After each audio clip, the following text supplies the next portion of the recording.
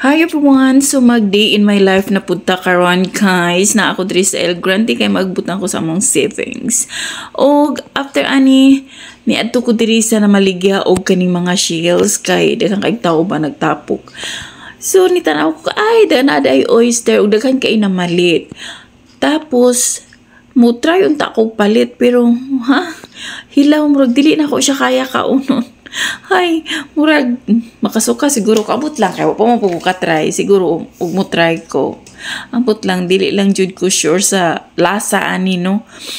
Og daghan sila mga klase-klase nga mga shells kan dili ko familiar kay wa sad ko kabalo sa mga pangalan aning mga shells.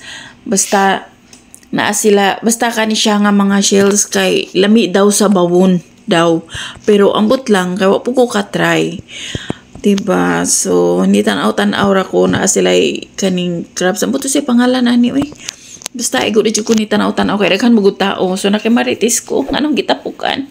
Hi, shells di ay. Oh, maura to guys. So, that's all for today guys. Thank you for watching. And please don't forget to subscribe, like, and share. Bye!